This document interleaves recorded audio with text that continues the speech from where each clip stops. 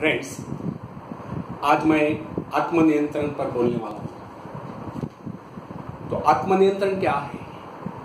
इसका अर्थ है स्वयं पर काबू रखना, अपने इंद्रियों पर अंकुश रखना। आप यह प्रमाणित करें कि आप अपने को वश में रख सकते हैं तो निश्चित रूप से आप संयमित मनुष्य हैं। लेकिन यदि आप में आत्म संयम का अभाव है तो आपका मनुष्यत्व व्यर्थ है। कोई भी व्यक्ति जब तक अपना स्वामी स्वयं न हो उसके लिए कोई भी महान कार्य कर पाना असंभव है।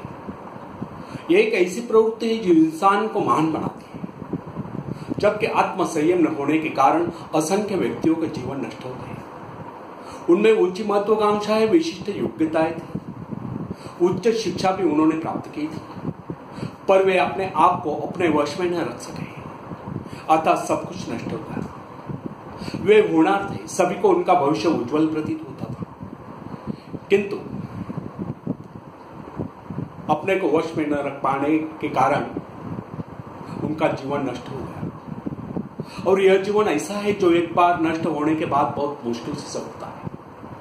फ्रेंड्स, हम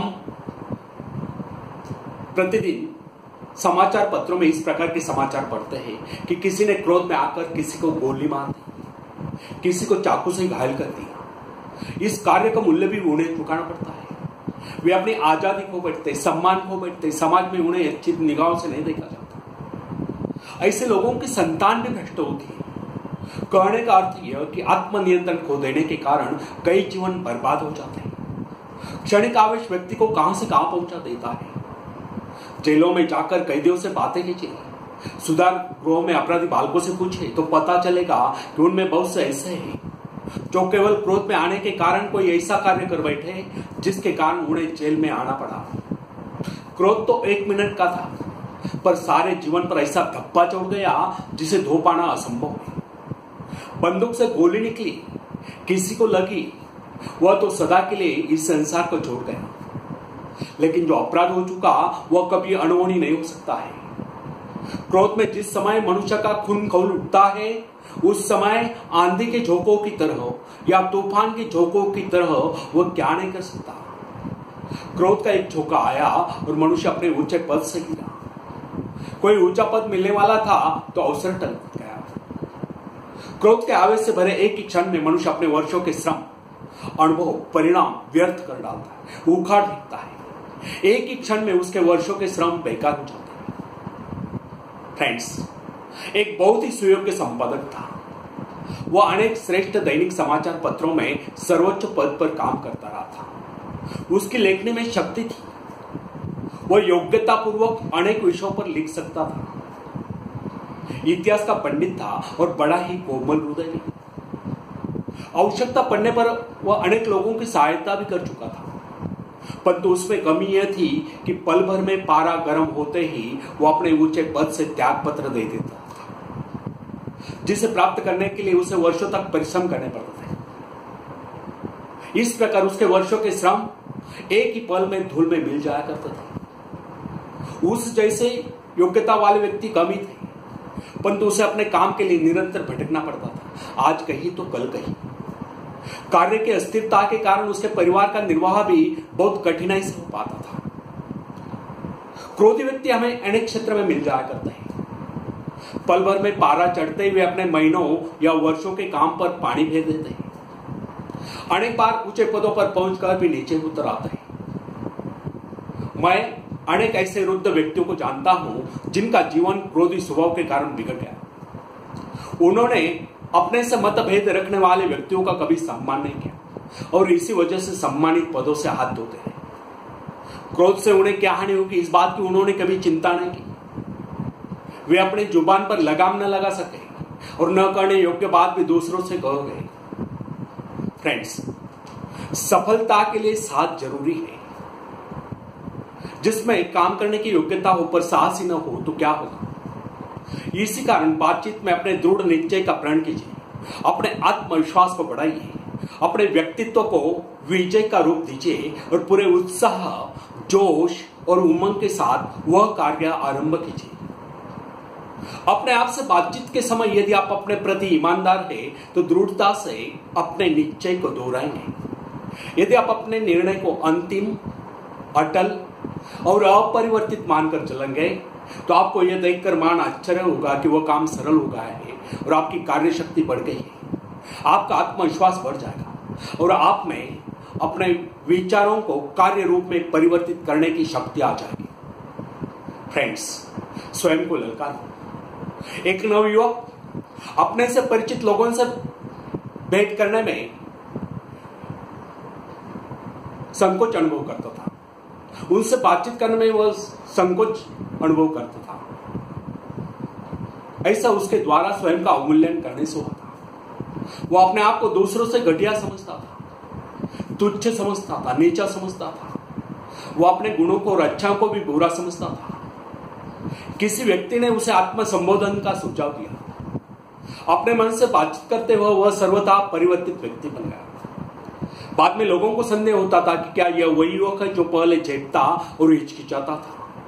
आत्मविश्वास के कारण उसके व्यक्तित्व का ऐसा विलक्षण विकास हुआ, जहां भी जाता अपना विशिष्ट प्रभाव छोड़ता। बातचीत करता तो लगता फूल जड़ रहे। उसकी बातचीत का लोगों पर तुरंत प्रभाव पड़ता था। उसने अपने अनुभव मुझे बताए। वह गांव की ओर जाकर नदी के किनारे टहलता हुआ अपने मन से बातचीत करता था। वह बातचीत प्राय इस प्रकार हुआ करती थी। क्या मास्टर, क्या तुम में कोई गुण नहीं? यदि कोई गुण है तो उसे ढूंढो, मूर्ख मत बनो। तुम भी वैसे ही श्रेष्ठ व्यक्ति हो जैसे कि कोई अन्य। अपना मस्तक ऊंचा उठाओ और मनुष्य बनो। दूसरों से बातचीत और व्यवहार करने में डरना और संकोच करना छोड़ो।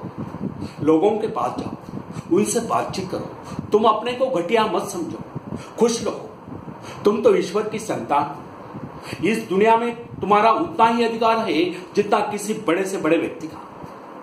इस प्रकार जब उसकी आत्मा ने उसे झंझोड़ा तो उस युवक ने अपने गुणों पर विचार किया और उनकी सराहना आरंभ करना शुरू कर दिया। वो अपने गुणों को प्रकट करने लगा। इसका ऐसा चमत्कार हुआ कि लोग उसे प्रशंसा की दृष्टि से देखने लगे। वह एकांत में जाकर अपने से ही बातें करता। वाह मास्टर, तुमने तो कमाल कर दिया। यह तो बहुत ही गौरव की बात है। इससे प्रकट होता है कि तुम वाकई योग्य व्यक्ति हो। हर बार इसी तरह आगे बढ़कर अपने व्यक्तित्व का विकास करो, विस्तार करो। लोग तुम्हारी प्रशंसा करते हैं, तुम संसार में कुछ बन सकते हो।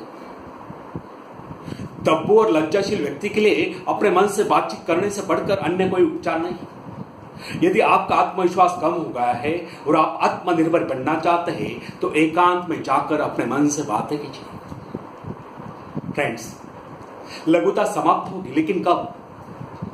जब मनुष्य को अपने महत्व का अनुभव हो जाता है, उसे इस बात का भान हो जाता है कि उसमें दिव्य गुण है, तो लघुता स्वयं समाप्त हो जाएगी। उस समय वह दीनहीन नहीं रहता। जिससे अपने कार्य करने की शक्ति का बोध हो जाता है, वह भला धूल में क्यों पड़ा रहेगा। आप जिन पदार्थों को प्राप्त करना चाहते हैं, उन्हें प्राप्त करने का, उन्हें वश में करने का प्रण कीजिए। आप जिन गुणों को प्राप्त करना चाहते हैं, उन्हें प्राप्त करने का दृढ़ संकल्प कीजिए। अपने मन की सारी शक्तियों को अपने उद्देश्य को लगा दीजिए। मन की तुच्छ इच्छाओं को दूर हटाकर अपने संपूर्ण विचारों को अपने लक्ष्य पर केंद्रित कीजिए। यदि आप ऐसा करेंगे तो यह निश्चित जानिए कि आपकी मनोकामनाएं अवश्य पूरी होगी। आखिर आप ऐसा क्यों सोचते हो कि संसार रहने के नहीं है? आप जो जीवन में करना चाहते हो वह तो ईश्वर द्वारा ही निश्चित था। अब तुम क्यों नहीं उसे कर दिखाते? ईश्वर की मूर्ति तुम्हारे हृदय में है, उस ईश्वरीय शक्ति को प्रकट क्यों नहीं करते? इस प्रकार आत्मविश्वास के साथ अपनी महत्ता स्थापित करने से बड़ी प्रेरणा और शक्ति मिलती है। मैं हूं यह कहने में कोई अहम भाव नहीं है। ऐसा कहते हुए आप इस शरीर की महत्ता को नहीं बतलाते, बल्कि अपने अस्तित्व को परम पिता से जोड़ देते हो। किंतु ऐसे विश्वास से कोई लाभ नहीं जो कभी भी डावाडोल होता है, जिसके कारण आज की सफलता से आप प्रसन्नता से झूमते उठते हैं, परंतु किसी दूसरे दिन की असफलता से फिर निराशा में डूब जाते हैं। इस प्रकार का डावाडोल विश्वास आपको सफलता की ओर नहीं ले जा सकता। फ्रेंड्स, भय और संदेह के निराशापूर्ण विचार जीवन में जहर का काम करते हैं। वे जीवन की सजीवता, शक्ति, उत्साह सब कुछ नष्ट कर देते हैं। अतः सदा उन्हीं विचारों को अपने मन में स्थान दें जो आपकी महत्वाकांक्षा और विश्वास के मित्र हो, शत्रु नहीं। ताकि उनके सहयोग से आप अपने सपनों को साकार कर सकें। फ्रेंड्स, जब मनुष्य उस शक्ति ईश्वरीय शक्ति से अपना संबंध बना लेता है तो वह शक्तिशाली, आत्मनिर्भर और विजेता ही बनकर रहता है। तब विश्व की सभी शक्तियां उसके पक्ष में सहायता देने आ जाती है। ईश्वर ने कहा है, अपने विश्वास के अनुसार ही तुम बन जाओ। इस वाक्य को एक बार नहीं, अनेक बार ईश्वर ने दोहराया है। विश्वास और श्रद्धा, इन दो शब्दों की महत्ता सर्वोच्च बताई गई है। ये दो शब्द जादू की तरह हृदय पर प्रभाव डालकर मनुष्य की शक्तियों का विकास करते हैं। ईश्वर मनुष्य को विश्वास दिलाते थे कि वे केवल एक ही शर्त पर अपने कार्य कर सकते हैं, और वह है विश्वास। बार बार मैं तुम्हें कहता हूं, जो मुझ पर विश्वास रखता है वह केवल मेरे जैसा कार्य ही नहीं, मुझसे भी बढ़कर महान कार्य कर सकेगा, क्योंकि मैं भी तो अपने परम पिता पर अटल विश्वास रखता हूं। यह उपदेश भी मसीहा अपने भक्तों को दिया करते थे। विश्वास ही मनुष्य के जीवन में उज्जवल ज्योति है। आप अपने आत्मविश्वास की कमी को प्रतिदिन आत्म सुझाव द्वारा दूर कर सकते हो। आत्मनिरीक्षण के समय सदा अपने आप से दृढ़ शब्दों में अपने दिल की बात कहो। मानो तुम अपने किसी अंतरंग साथी के सामने खड़े उससे अपने दिल की बात करें।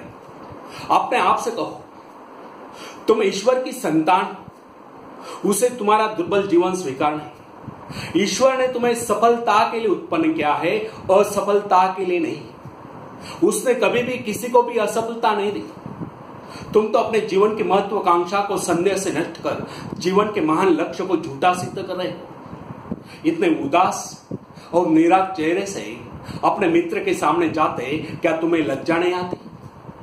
फ्रेंड्स, मनुष्य भी एक प्राणी है, पर संसार के सब प्राणियों से उसका अलग ही अस्तित्व है, और शेष सभी प्राणियों से वह बहुत आगे बढ़ गया है। इसका कारण है उसकी मानसिक विशेषता है। अपने आत्मविश्वास के कारण ही वह अन्य प्राणियों की अपेक्षा बहुत आगे बढ़ चुका है। धन्यवाद। जय हिंद।